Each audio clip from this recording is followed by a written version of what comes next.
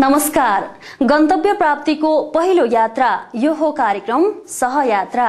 सहकार्य, सहमति, समझदारी र सहअस्तित्वको प्रतीक कार्यक्रम सहयात्राको आजको श्रृंखलामा तपाईलाई स्वागत छ। म चन्दा घिमिरे। विकासमा साझेदारी, अधिकारका लागि पैरवी सहित हामी तपाईका हरेक सकारात्मक अभियानमा सहयात्रीका रूपमा सहभागी हुने गर्दछौं। यस कार्यक्रममा हामीले संस्कृति, पर्यटन, विकास सम्बन्धी सामग्रीका साथै विभिन्न विषयवस्तु तथा सहयात्रा संवाद प्रस्तुत गर्नेछौं। दर्शकवृन्द, हिन्दूहरूको महान पर्व दशैं तिहारपछि मिथिलाञ्चल क्षेत्रमा मनाइने छठ पर्व पनि भर्खरै सकिएको छ। तराईवासीहरूको प्रमुख पर्व छठ हर्षोल्लासका साथ मनाइएको छ। राजधानी काठमाडौँका विभिन्न स्थानमा पनि छठ पर्व मनाइएको छ।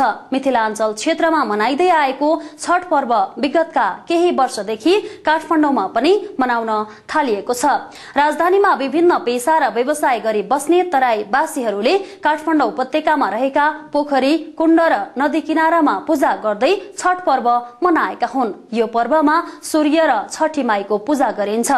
4 दिनसम्म शुद्धता र निष्ठापूर्वक मनाइने छठ पर्व कार्तिक शुक्ल चतुर्दशीका दिनबाट शुरू हुने गर्दछ। पहिलो दिनलाई नहाय खाय भनिन्छ, जुन दिन शुद्ध साविक भोजन गरी व्रत बस्ने गरिन्छ। त्यस्तै दोस्रो दिनलाई दिनभर निराहार व्रत बसी बेलुका खीर मात्र खाएर व्रत बस्ने भएकाले खरना भनिन्छ। तेस्रो दिनमा दिनभर निराहार व्रत बसी बेलुकी अस्ताउँदो सूर्यलाई अर्घ दिने गरिन्छ। तेस्रो दिनको बेलुकी अस्ताउँदो सूर्यलाई अर्घ दिएपछि शुरू हुने पर्व चौथो दिनका बिहान उदाउँदो सूर्यलाई अर्घ दिएपछि छठ पर्व समापन हुन्छ। यो पर्वमा तेस्रो दिन नदी, तलाउ, दह, कुण्ड, पोखरी लगायतका स्थानमा गएर रातभर जागराम बस्ने चलन छ। खास गरी व्रत बस्नाले परिवारको दीर्घायु, शान्ति हुने तथा ठूला ठूला रोग समेत निको हुने जनविश्वास रहेको छ। छठ पर्व बारे हामीले एक सामग्री तयार पारेका छौं। प्रस्तुत छ एक रिपोर्ट।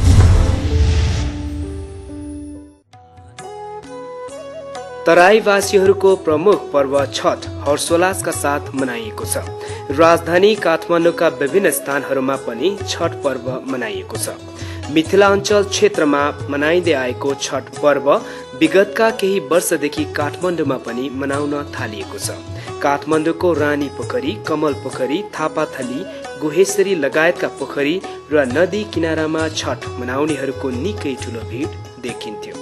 राजधानीमा विभिन्न पेशा र व्यवसाय गरी बस्ने तराईवासीहरूले काठमाडौँ उपत्यकामा रहेका पोखरी, कुण्ड र नदी किनाराहरूमा पूजा गर्दै छठ पर्व मनाएका हुन्। छठ पर्व मनाउनका लागि राजधानीमा रहेका कमल पोखरी, रानी पोखरी, बागमती, विष्णुमती, टेकु, बल्खु लगायतका दर्जनौं स्थानहरूलाई सरसफाई तथा सजावट गरी चिटिक्क पारी पूजा गरिएको थियो। खास गरी यो पर्वमा सूर्य र छठी माईको पूजा गरिन्छ। 4 दिनसम्म शुद्धता र निष्ठापूर्वक मनाएको छठ पर्व कार्तिक शुक्ल चतुर्दशीका दिनबाट शुरू हुने गर्दछ। पहिलो दिनलाई नहाय खाय भनिन्छ, जुन दिन शुद्ध साविक भोजन गरी व्रत बस्ने गरिन्छ। त्यस्तै दोस्रो दिनलाई दिनभर निराहार व्रत बसी बेलुका खीर मात्र खाएर व्रत बस्ने भएकाले खरना भनिन्छ। तेस्रो दिनमा दिनभर निराहार बसी बेलुकी अस्ताउँदो सूर्यलाई अर्घ दिने गरिन्छ। तेस्रो दिनको बेलुकी अस्ताउँदो सूर्यलाई अर्घ दिएपछि शुरू हुने पर्व चौथो दिनका बिहान उदाउँदो सूर्यलाई अर्घ दिएपछि छठ पर्व सकिन्छ। यो पर्वमा तेस्रो दिन नदी, तलाउ, दह, कुण्ड, पोखरी लगायतका स्थानहरूमा गएर रातभर जागराम बस्ने चलन छ। खास गरी व्रत बस्नाले परिवारको दीर्घायु, शान्ति हुने तथा ठूला ठूला रोग समेत निको हुने जनविश्वास रहेको छ। यस पर्वमा ज्यामिर, स्याउ, केराउ, उखु, मुला, भोगटे लगायतका फलफूलहरू चढाउने चलन रहेको छ। उपत्यका सहित वीरगञ्जको घोडाघडी ताल लगायत तराईमा रहेका विभिन्न नदी, ताल, तलाउ, पोखरी, कुण्डमा समेत धुमधामका साथ छठ पर्व मनाइएको छ। पछिल्लो समय उपत्यकामा तराईवासीका साथै अन्य समुदायले समेत छठ पर्वमा सहभागी हुने क्रम बढ्दै गएको छ। यसले फरक समुदायकाले एक अर्काको पर्वमा शरीक हुँदा आपसी सद्भाव समेत बढ्न मद्दत गर्दछ।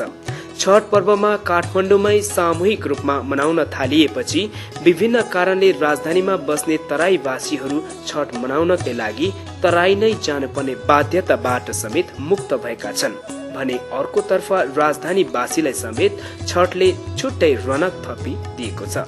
अझ महत्वपूर्ण कुरा त के छ भने छठमा उपत्यकामा रहेका पाल पोखरी नदीहरू सरसफाई गरिने हुँदा छठ मनाउने स्थानहरूको मुहार समेत फेरिन थालेको छ। दर्शकवृन्द, मिथिलाञ्चल क्षेत्रमा मनाइने छठ पर्व सम्बन्धी यो सामग्रीपछि अबको क्रममा बेला भएको छ सहयात्रा संवादको। आजको सहयात्रा संवादमा हामीले नेपालको निजी शिक्षा क्षेत्रका हस्ती एवं प्याप्सनका वर्तमान अध्यक्ष डाक्टर बाबुराम पोखरेललाई निम्त्याएका छौं। उहाँ लामो समयदेखि शिक्षा क्षेत्रसँग आबद्ध रहनुका साथै विभिन्न संघ संस्था मार्फत समाज सेवामा पनि लागिरहनु भएको छ। साक्षात्कार गराउँदैछौं आजका हाम्रा अतिथिसँग। दर्शकबिन, सहयात्रा संवादमा यहाँलाई स्वागत छ। आजका हाम्रा अतिथि हुनुहुन्छ नेपालको निजी शिक्षा क्षेत्रका हस्ती तथा प्याप्सनका वर्तमान अध्यक्ष डाक्टर बाबुराम पोखरेल। आउनुहोस् उहाँलाई कार्यक्रममा स्वागत गरौं। स्वागत छ यहाँलाई कार्यक्रममा। नमस्कार, धन्यवाद। तपाईँ लामो समयदेखि शिक्षा क्षेत्रमा आबद्ध हुनुहुन्छ। समग्रमा नेपालको शिक्षा क्षेत्रलाई चाहिँ कसरी मूल्याङ्कन गर्नुहुन्छ? वास्तवमा नेपालको समग्र शिक्षाको विषयमा कुराकानी गर्दाखेरि तपाईलाई म एउटा उदाहरण दिन चाहन्छु। समुद्रमा कम्पास हराएको एउटा जहाज जो चाहिँ दिशाविहीन भएर बस्छ, त्यस्तो किसिमको चाहिँ शिक्षा नीति छ। कि नेपालको लागि कस्तो जनशक्ति आवश्यकता हो, हाम्रो चाहिँ भौगोलिक मुलुक, यहाँको चाहिँ जनसङ्ख्या, यहाँको आवश्यकता, र त्यसलाई हेरेर जनशक्ति उत्पादन गर्ने किसिमको शिक्षा नीति नभएर यहाँ चाहिँ कस्तो शिक्षा नीति भयो भने सैद्धान्तिक पक्षमा आधारित प्रमाणपत्र भएको ज्ञान र सिप नभएका शिक्षित बेरोजगार उत्पादन गर्ने मात्रै किसिमको चाहिँ शिक्षाले चाहिँ बढी जोड गरेको विषयवस्तु भयो। त्यसै कारणले गर्दा अहिलेको समग्रमा एक सेन्टेन्समा भन्दाखेरि नेपालको शिक्षा नीति अहिले अन्योलग्रस्त अवस्थामा छ। यसले चाहिँ नेपालको विकासमा सहयोग सिद्ध हुन सक्दैन। नेपालको सामुदायिक विद्यालय र निजी विद्यालयहरूमा चाहिँ त्यहाँ हुने शैक्षिक गुणस्तरमा चाहिँ ठूलो अन्तर छ भनिन्छ। यहाँले त्यसलाई कसरी हेर्नुहुन्छ? यहाँले एकदम सही कुरा उठाउनु हो। वास्तवमा चाहिँ धेरै नेताहरू अथवा मिडियाहरूबाट पनि जानकारी गरिन्छ कि नेपालमा शिक्षा दुई किसिमको भयो। एउटा चाहिँ नि सामुदायिक शिक्षा, एउटा चाहिँ निजी शिक्षा, र अर्को चाहिँ नि के छ भने दुई किसिमको शिक्षा भएको हुनाले दुई किसिमको चाहिँ नागरिक उत्पादन भयो भन्ने किसिमको कुराहरू नेताहरूले पनि आफ्ना विचारहरूमा व्यक्त गर्नुहुन्छ, कहिले कहिले मिडियाहरूमा पनि आउँछन्। वास्तवमा त्यो विषय होइन। नेपालको शिक्षा प्रणाली एउटै प्रणाली हो।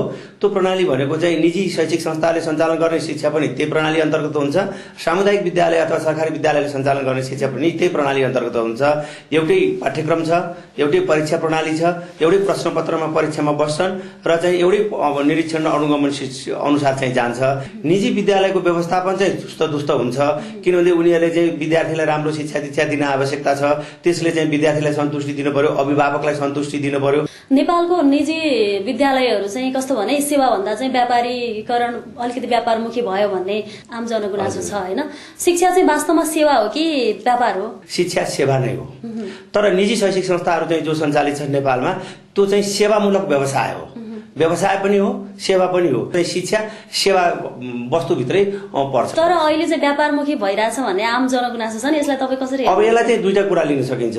अब यो नेपालमा विशेष गरेर निजी शिक्षा चाहिँ 2036 सालबाट अलिकति बढी मात्रामा चाहिँ यो विस्तारित हुँदै आएको हो। अहिलेको दशकमा आएर चाहिँ के भयो भने शिक्षा क्षेत्रमा लागेका व्यक्तिहरू भन्दा बाहिरका व्यक्तिहरू जो चाहिँ नि शिक्षासँग सम्बन्धित नभएका तर शैक्षिक संस्थाहरू चाहिँ सञ्चालन गर्ने व्यक्तिहरू आएको हुनाले उहाँले सोच्ने विषय चाहिँ के बनिदियो भने त्यो चाहिँ नाफा नोक्सान हो पहिलो नम्बरमा, र विद्यार्थीलाई दिने सुविधा चाहिँ दोस्रो नम्बरमा पर्नको। त्यसै कारणले गर्दाखेरि चाहिँ यी अलिकति चाहिँ नि टीका टिप्पणीका विषयवस्तुहरू उठेका हुन्।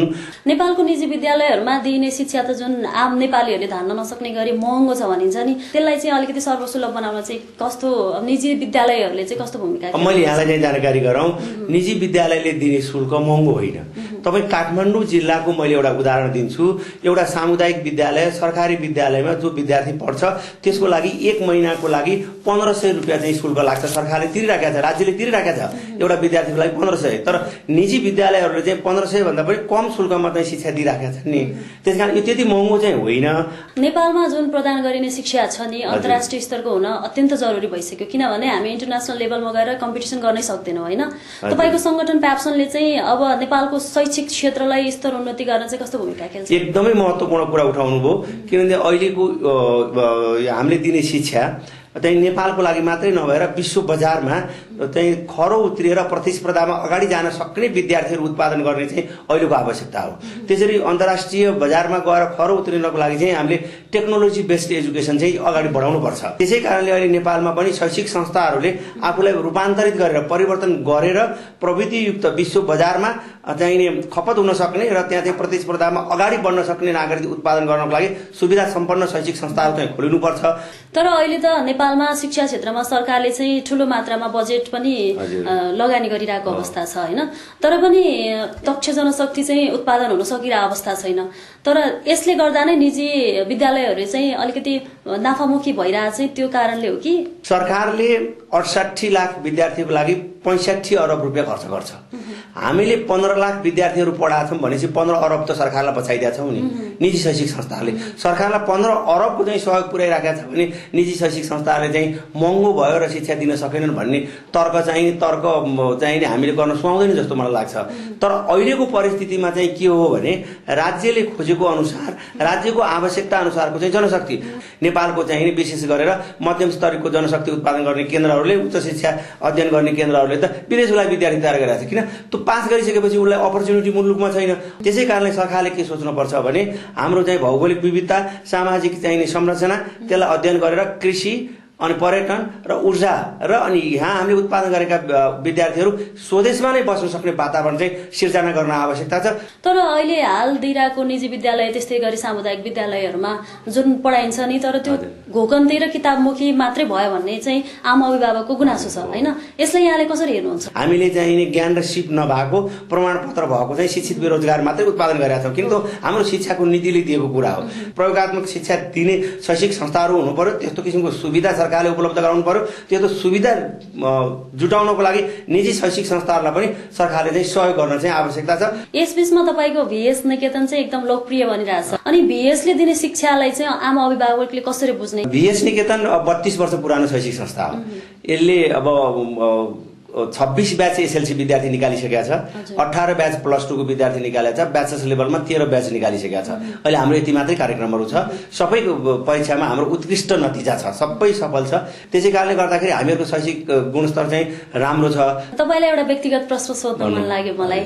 तपाईले यो शिक्षा क्षेत्रमा नै लगानी गर्ने प्रेरणा चाहिँ यहाँलाई कसरी मिल्यो? म सानैदेखि समाज सेवामा लाग्ने इच्छा भएको व्यक्ति। स्कुलमा पनि म क्याप्टेन अथवा लिडरै बन्थेँ। म मेसिनरी स्कुलमा पढेको, मेसिनरी स्कुलको प्रोडक्ट हो म। त्यसै कारणले गर्दाखेरि विदेशी शिक्षकहरूले पढाउनुहुन्थ्यो त्यहाँ। उहाँहरूको चाहिँ एक्टिभिटी पढाउने शैली त्यसले चाहिँ प्रभावित पार्थ्यो मलाई। म भविष्यमा गएर एउटा शिक्षक चाहिँ बन्छु, सफल शिक्षक चाहिँ बन्न सक्छु जस्तो मलाई लाग्थ्यो। र त्यसपछि मैले चाहिँ जब सुरु गरेँ, मैले फर्स्ट जब सुरु गर्दाखेरि पनि विद्यालय निजी विद्यालयबाटै मैले सुरु गरेको हुनाले अनि मलाई चाहिँ निजी विद्यालयमा चाहिँ आफूलाई चाहिँ प्रेरित गरौँ, यो क्षेत्रमा लाग्न सकेँ भने मैले शिक्षा पनि दिन सक्छु र सेवा पनि गर्न सक्छु भन्ने आफूलाई सन्तुष्टि पनि मिल्छ भन्ने हिसाबले चाहिँ मैले यो क्षेत्रमा अगाडि बढेको। अहिलेको अवस्थामा हेर्ने हो भने दक्ष जनशक्ति पनि विदेशिएका छन् हैन। हुनार युवाहरू बाहिर विदेशी रहेछन्। त्यो समाजको लागि, उनीहरूको लागि र हाम्रो देशको लागि सुखद कुरा होइन।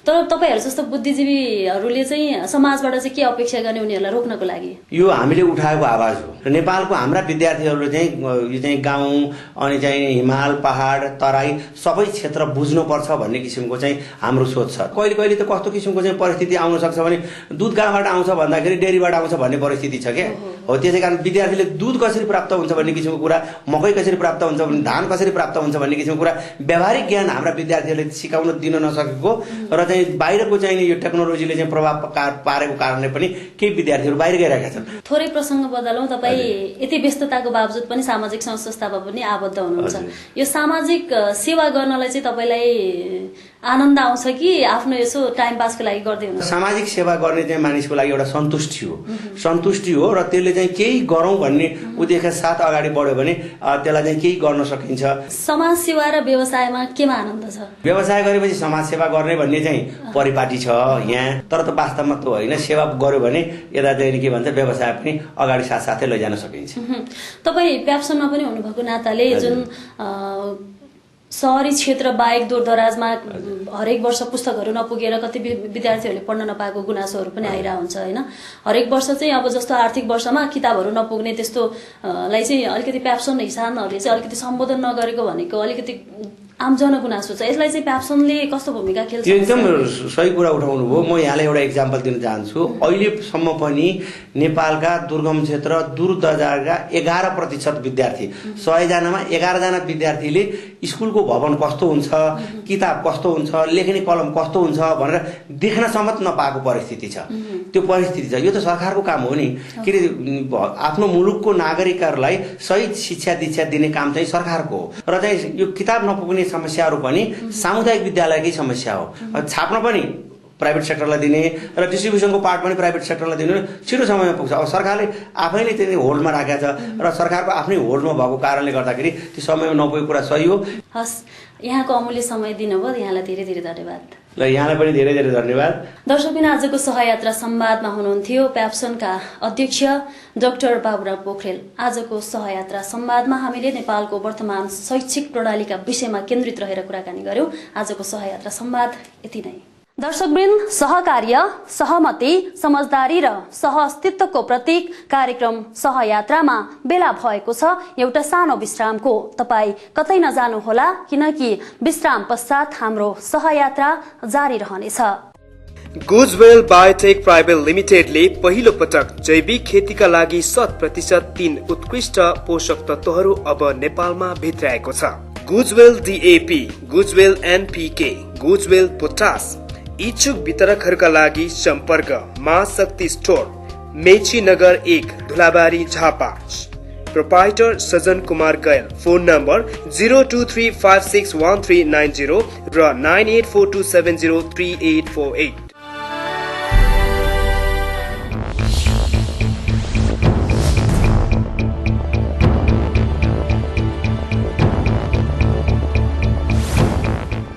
कृषि, पर्यटन, जलस्रोतको विकासमा लगानी गरी राष्ट्रलाई समृद्ध बनाउन लगानीको लागि हातेमालो गरौं। 5 स्टार इन्भेस्टमेन्ट प्रणाली। Phone number 4410 537, email ssi2017@yahoo.com। यो छोटो विश्रामपछि कार्यक्रम सहयात्रामा पुनः स्वागत छ। दर्शकवृन्द, यस कार्यक्रममा हामीले स्वदेश तथा विदेशका विकास अनि संस्कृति र पर्यटकीय क्षेत्रको विषयवस्तु पनि उठान गर्ने प्रयास गर्दै आएका छौं। यसै क्रममा चीनमा रहेको एक सांस्कृतिक धरोहरको रूपमा रहेको पोटला दरबारको विषयलाई प्रस्तुत गर्ने जमर्को गरेका छौं। पोटला दरबारको निर्माण 1300 वर्ष अघि 7औं शताब्दीमा गरिएको थियो। सो मन्दिरमा नियमित र निरन्तर मर्मत सम्मार चलिरहेको हुनाले पनि हामी माझ आजको अवस्थामा यो मन्दिर सजी सजावटका साथ उभिरहेको छ। हरेक वर्ष 22 सेप्टेम्बर अगावै यस दरबार सजाउने काम पूरा हुनै पर्ने नियम छ। रङ रोगन गर्नु एक दिन अघि चिनी, पानी र रङको मिश्रण बनाइन्छ र भित्ताहरूमा उक्त मिश्रित रङ लगाए पश्चात रङ सजिलै भित्तामा पस्दछ र पानीले सजिलै पखाल्न सक्दैन। सो दरबारमा सेतो, पहेँलो, रातो र कालो रङ लगाइन्छ। रातो रङ अधिकारको पहिचान, पहेँलो समृद्धिको पहिचान, सेतो शान्तिको पहिचान र कालो रङ पापको प्रतिकार गर्ने पहिचान भएको मानिन्छ। यस रङको प्रयोगले दरबारको गरिमा अझ बढाएको छ। शानदार उक्त पोटला दरबार ढुङ्गा र काठले बनेको छ। दरबारका भित्ताहरू सबै ग्रेनाइटले बनेका छन् भने दरबारको छाना काठले बनेको छ। भव्य ब्रासका टाइल, उल्टा परेका छानाका आधार र कुनाहरू तथा बुद्ध धर्म ग्रन्थ अंकित दरबारका स्तम्भहरूले दरबारको आकर्षणलाई बढाएको छ। साथै छानामाथि निर्मित सुनौला पखेटा भएको चराको स्वरूपले दरबारको आकर्षण थप भव्य बनाएको छ। आजको दिनमा पोटला दरबार म्युजियमको रूपमा स्थापित भएको छ, जसलाई वार्षिक रूपमा श्रृंगार गर्नु एक परम्परा जस्तै बन्दै आएको छ, जसले विशेष महत्व राख्दछ। हेरौं अबको क्रममा सोही पोटला दरबारका विषयमा तयार पारिएको एक सामग्री। After the annual rainy season in China, Tibet went to the stucco season for Potala Palace. November 6, China News Service reporter visit the Potala Palace. See, the Potala Palace is painted white, red, yellow. The Potala has a new look. Workers are dealing with the detail, the final finishing work. 布达拉宫那个粉刷给时间嘛，就是每年给藏历给9月20号之前必须要完工。传说当中那个释迦牟尼佛吧，下降到人间。 Potala Palace was originally built more than 1300 years ago in the 7th century because of the damage made by a war. The structure was rebuilt in the 17th century, repeated repairs and expansions until 1645 finally brought the palace to its present scale. 第二天开始粉刷的时候呢，提前1天开始把那些全部都要兑好，白灰、水、冰糖那些什么白糖，适当给对比一下配比，那个加多了也不行，加少了也不行。 跟那个土混在一起的时候，说它那个粘性比较大，很容易附着在墙体表面上。这样的话，就是有一定的那个什么保护作用，雨水不容易冲刷。 The marvelous Potala Palace is made of wood and stones. The walls are all made of granite, and the roof all are made of wood. Potala chachana dir kabo sebo mabo. 아니 나고든데 주고요레스 안데 마베 촌다라 데 가르베신다 데레스 왕 촌다 세베 촌다데 개베 촌다레 아니 가버디 시웨 촌다레 나고데 가르인스네 아니 그래 게 바젤라소바 네버 찬저 엔 잡고 춘치레스. The overhanging eaves, the upturned roof corners, the gilded brass, tiles and pillars, all inscribed by Buddhist scriptures, as well as the gold-winged bird decoration. The roof ridges contribute much to the beauty of the heap and gravel roofs. 白灰里面呢，放一些那些冰糖、蜂蜜，还有那个红糖，还有牛奶，但是那个牛奶的作用不太大，就是广大信教群众的一种心情。 Today, the Potala Palace is a museum. The annual decorating has become a tradition and has a special meaning. दर्शकवृन्द, सहकार्य, सहमति, समझदारी र सहअस्तित्वको प्रतीक कार्यक्रम सहयात्राको आजको श्रृंखलामा हामीले मिथिलाञ्चल क्षेत्रमा मनाइने छठ पर्व जुन तराईवासीहरूको प्रमुख पर्वका रूपमा चिनिन्छ। 4 दिनसम्म शुद्धता र निष्ठापूर्वक मनाइने छठ पर्व कार्तिक शुक्ल चतुर्दशीका दिनबाट शुरू हुन्छ। तेस्रो दिनको बेलुकी अस्ताउँदो सूर्यलाई अर्घ दिएपछि शुरू हुने सो पर्व चौथो दिनका बिहान उदाउँदो सूर्यलाई अर्घ दिएपछि छठ पर्व समापन हुन्छ।